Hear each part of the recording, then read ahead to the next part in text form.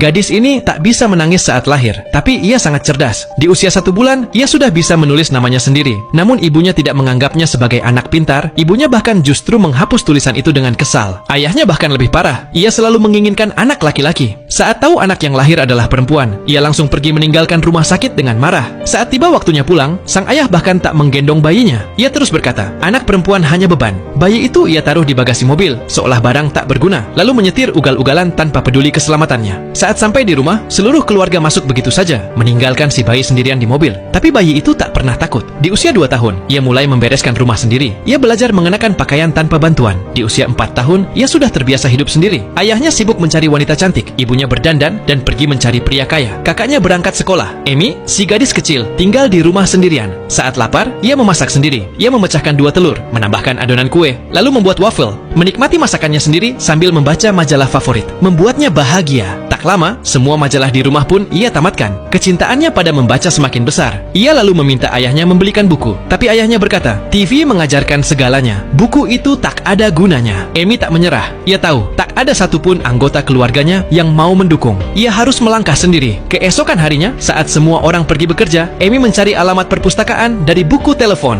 Jaraknya 10 km, tapi itu tak menghalanginya. Ia pergi ke sana, berbicara sopan pada pustakawan, lalu masuk ke bagian anak-anak. Petugas perpustakaan terkejut melihat anak sekecil itu sendirian. Tapi Amy tak butuh siapapun. Ia merasa damai di tengah-tengah buku. Sejak hari itu, ia datang ke perpustakaan setiap hari. Ia menamatkan semua buku anak-anak, lalu beralih ke buku-buku yang lebih sulit. Pustakawan sangat terkesan dengan dedikasinya, hingga akhirnya memberikan Amy kartu perpustakaan sendiri. Kini ia bisa meminjam buku dan menghemat waktu tempuhnya. Tahun pun berlalu. Amy kini berusia 7 tahun. Ia sudah banyak belajar dari buku. Ketika dirasa cukup umur untuk sekolah, ia meminta ayahnya mendaftarkan dirinya. Tapi sang ayah yakin usianya baru 4 tahun. Ia bertanya pada istrinya, dan ibunya bilang 5 tahun. Padahal Amy sudah 7 tahun, tapi tak ada yang peduli. Saat akhirnya tahu bahwa Amy diperbolehkan sekolah, ayahnya mulai khawatir. Karena banyak paket dan barang dikirim ke rumah. Ia pikir harus ada yang di rumah untuk menerima kiriman. Akhirnya Amy tak jadi bersekolah, dan mimpinya pun hancur. Ia masuk ke kamarnya, dan menangis di hadapan buku-bukunya. Suatu hari, ayahnya pulang dengan wajah gembira. Ia baru saja menjual banyak mobil bekas. Ia meminta putranya menghitung uang. Tapi sebelum anak itu menjawab, Amy sudah menyebut jumlah totalnya dengan tepat.